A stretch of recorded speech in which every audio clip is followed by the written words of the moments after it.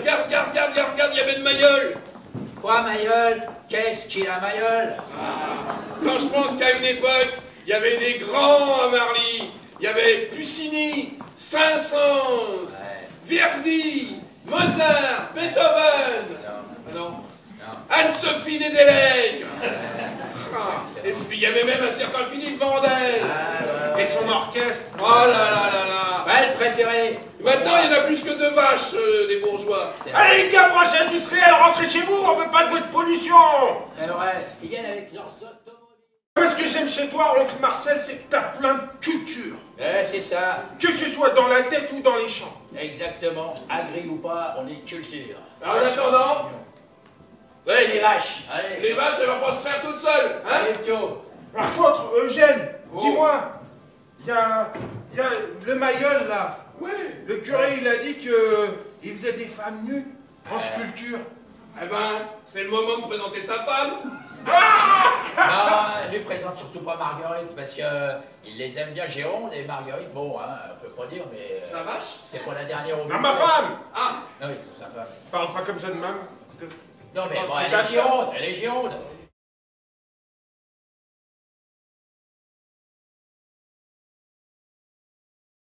Après des années de recherche, votre mécène peut être satisfait. Formidable. Il est temps de récolter le fruit de notre travail.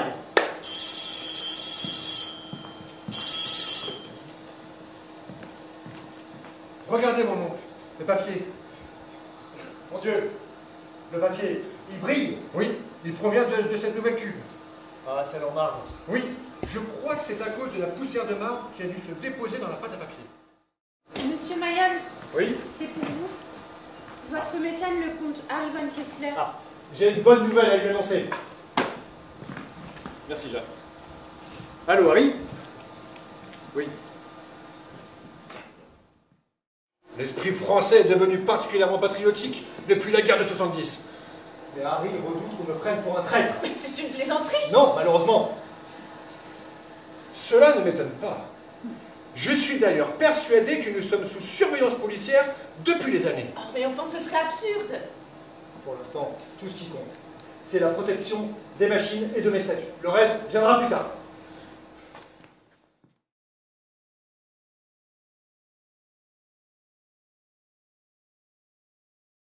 C'est ridicule, hein? Messieurs, il n'y a pas que cela.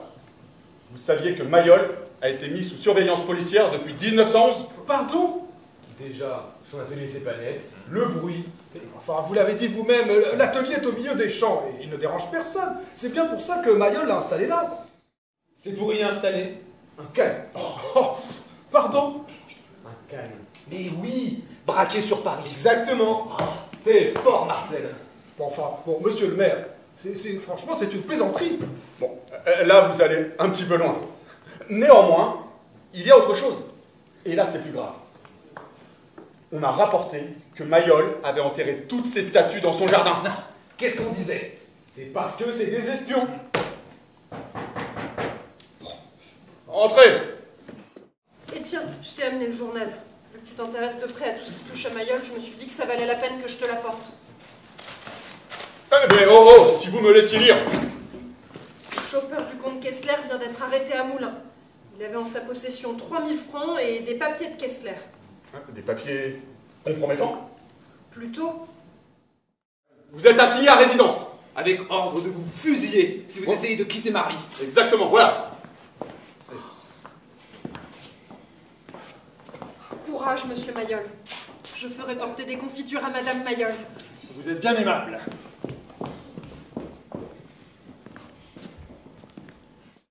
Je suis désolé, Aristide. Quand la peur et la bêtise s'emparent des esprits, je sais en vrai. Vous n'y êtes pour rien, mais je ne leur en veux pas. À quoi bon? Ils me font payer ma célébrité. Parce que je suis un personnage public. Ils s'imaginent que je me sens supérieur. Ils tiennent là une belle occasion de me rabaisser et de se prouver qu'ils ont du pouvoir sur moi. Ah, c'est drôle. Ils n'imaginent pas un seul instant que je n'ai que faire de cette célébrité. Pour moi, elle est tout juste bonne à vendre mes œuvres, rien de plus. Mais au fond, je ne suis heureux qu'au fond de mon atelier, couvert de poussière, les mains dans la glaise ou la peinture, comme vous, mon ami, à l'ombre de votre bureau. et non sous les ordres des vernissages. C'est parfaitement juste. Et n'empêche, méfiez-vous, après la résidence surveillée, il pourrait bien vous mettre derrière les barreaux. Oh. Clémenceau me sauvera.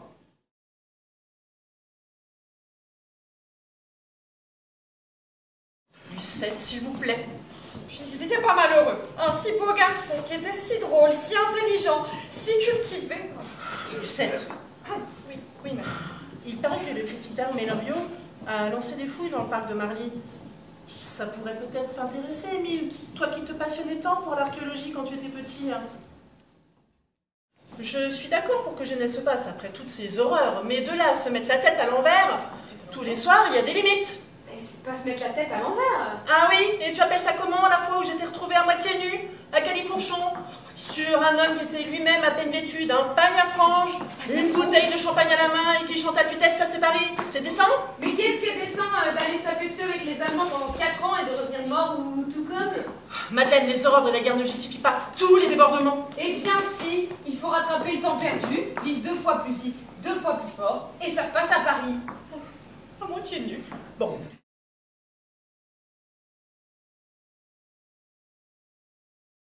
Et Eugène, c'est un certain Melorio. Il fouille dans le parc, dans l'espoir de trouver des faïences, des éléments de l'Ancien Régime. L'ancien régime de ta femme? Non, oncle Marcel. Ouais, très bien. Hein. Enfin bon, je vais pas revenir sur le truc, mais bon. Oui, parce que là, c'est insultant. Ouais, ça va. Hein.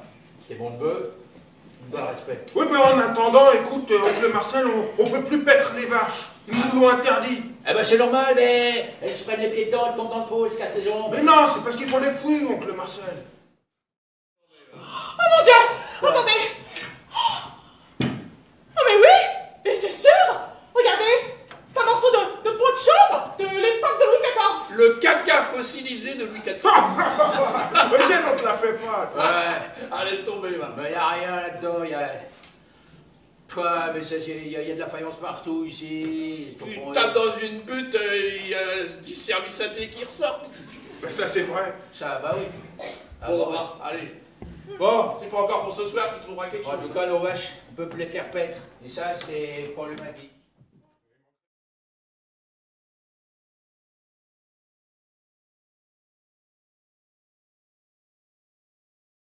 C'est que vous êtes...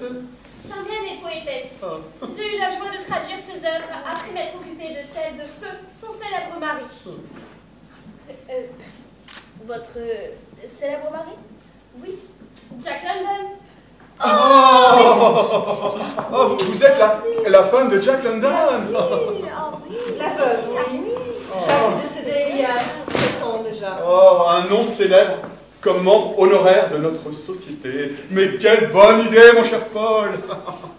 Voilà qui va ajouter du crédit supplémentaire à notre société. Merci, je savais que cela vous plairait. Je ne suis pas que la veuve de Jack. Je suis aussi une femme de lettres. Oui, enfin, c'est pas pareil. Enfin, nous ajouterons le nom de London au vôtre. Ça aura plus de poids. Oui, voilà. Allons, il est temps de signer les statuts.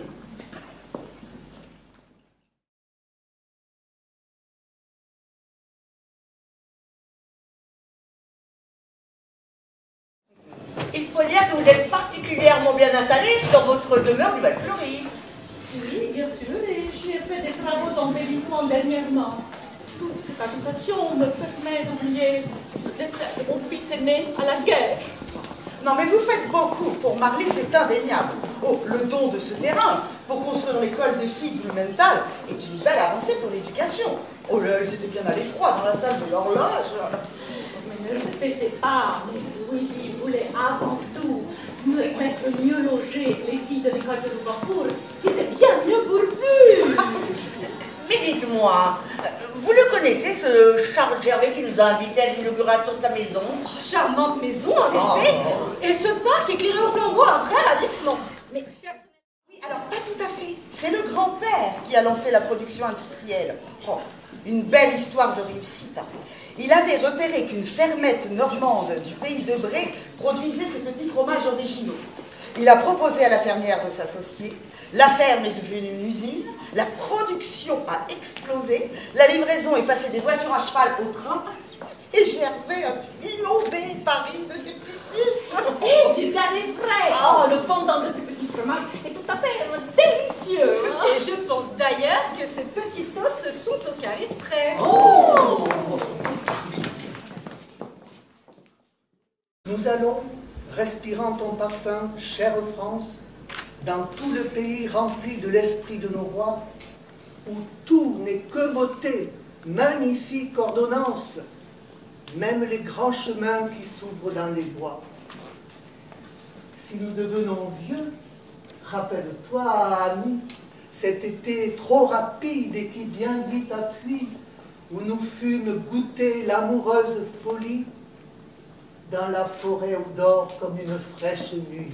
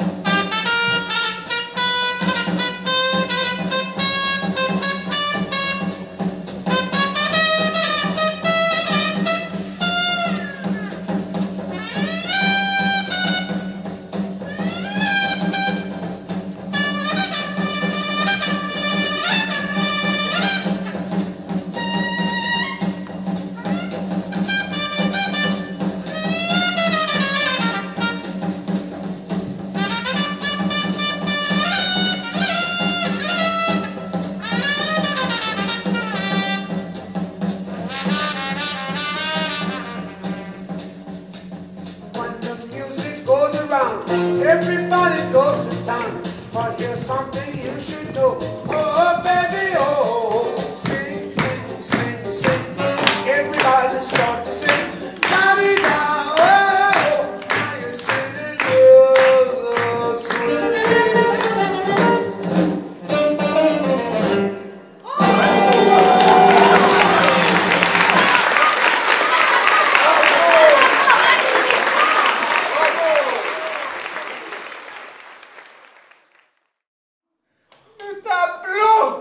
Voyons mon cher, mais calmez-vous, ils ne peuvent pas être partis bien loin ces voleurs. Peut-être même se cachent-ils encore dans le parc. Mais quelle horreur! Ils vont profiter de votre départ pour venir me trancher la gorge!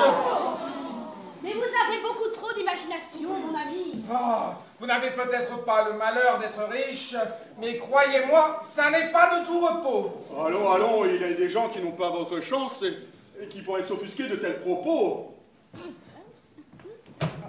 Gendarmerie nationale.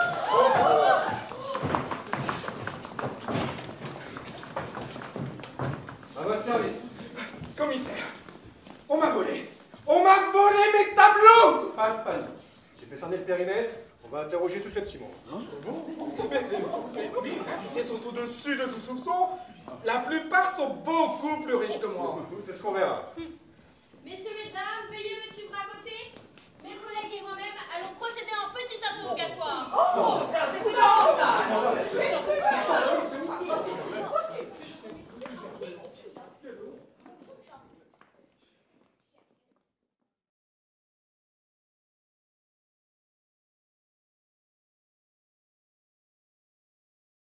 Sa vache. Ma vache.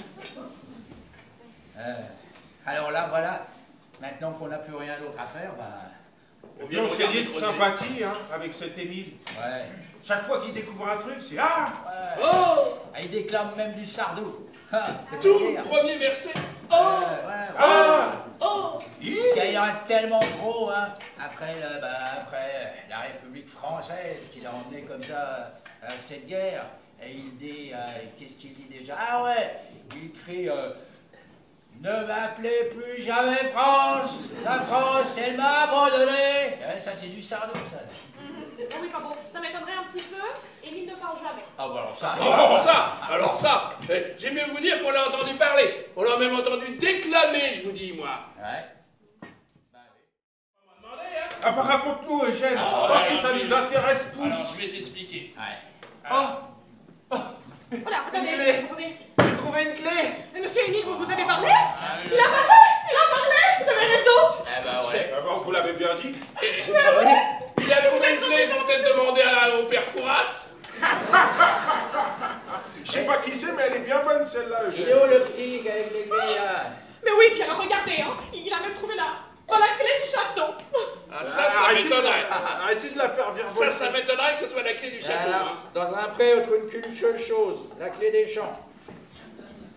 Ah, c'est pas la clé d'un château, ça, il y a des draps dessus. C'est pas possible que la clé du château. Alors fais voir la petite... Hein? C'est la clé de l'usine de draps. Celle qui a remplacé le château. Ah, celle qu'ils ont démontée pierre par pierre. Oui, c'est ça. Alors le petit gars, tu parles?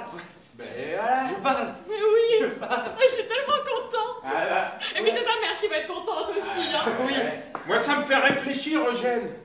C'est un signe. Une clé, une industrie, dans le milieu dans lequel nous vivons. L'agriculture, c'est fini, je te l'avais dit. Tu vas te lancer dans la serrurerie, Eugène?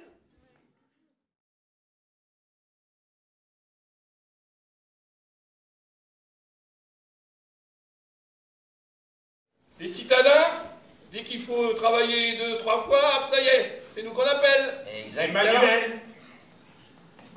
Toujours les grands mots.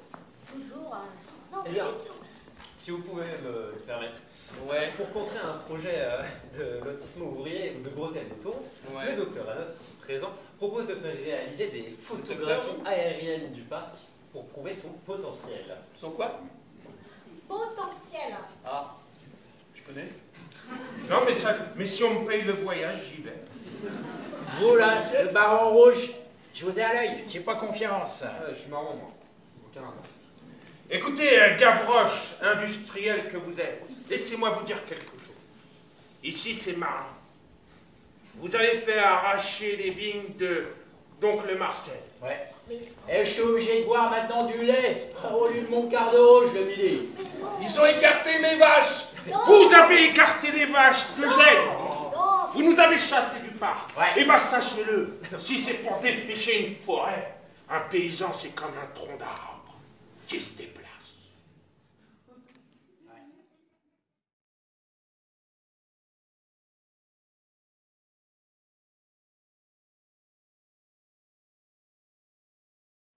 Saluons cette année de 1932 où Marly retrouve sa grande place dans la grande histoire de l'art.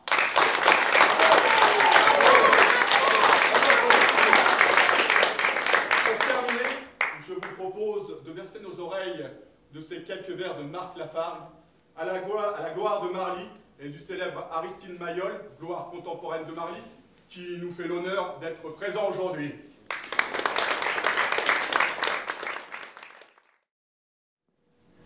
À Vienne, magnifique chef-d'œuvre de Jean Goujon, vous donnez une réplique où devant unir vos deux noms. Si le grand art de la Grèce dans votre style apparaît, je vois dans cette noblesse de la France plus d'un trait. De Marly, Jardin de France, Versailles est à côté, souveraine résidence de toute humaine beauté. Si donc tu te souviennes, Marly, d'avoir abrité celui dont l'œuvre humaine atteignit toute beauté. Déjà, l'air plein de caresses sourit, alors qu'apparaît le grand corps d'une déesse née auprès de la forêt.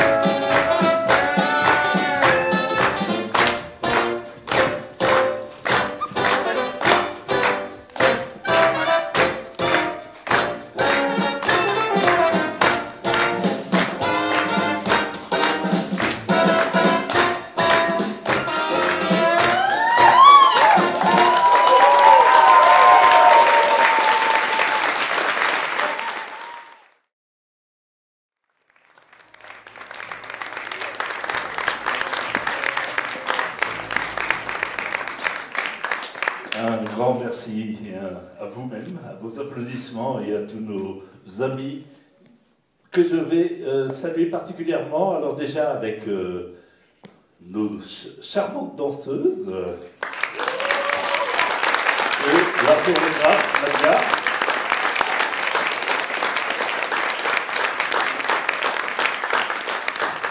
Nos paysans de la Vienne, où ils sont.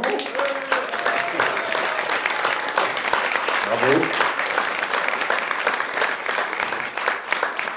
Et les acteurs des arts scéniques.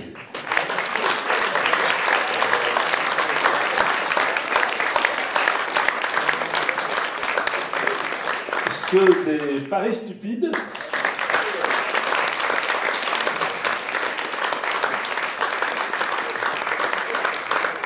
Nos poètes de vagabondage et de lecteurs.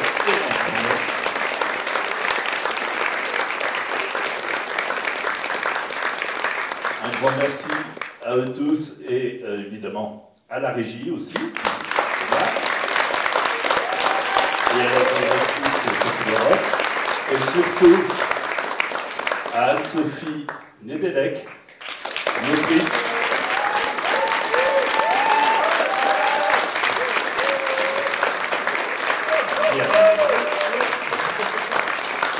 Il nous a fait un merveilleux travail de compilation d'un certain nombre d'événements qui ont marqué cette époque. Voilà. Et du metteur en scène, Philippe Courbet. Merci.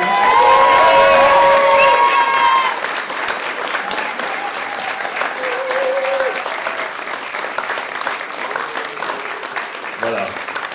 Et je n'oublie pas évidemment l'orchestre de Marly qui vous avait accueilli à ce moment-là. Et je vous remercie tous de ce superbe spectacle et bravo à vous tous. Nous sommes très honorés et très émus de votre travail et de ce que vous représentez maintenant sur Marly. Bravo. Une dernière chose. Une petite exposition vous est proposée dans les coursives Et particulièrement, vous pouvez voir les fameuses photos aériennes dont il est question dans la pièce. En plus de ça, la pièce a été éditée dans notre revue du centenaire qui est disponible à côté de l'accueil. Une bonne fin de journée à vous et un grand merci pour votre présence. À bientôt.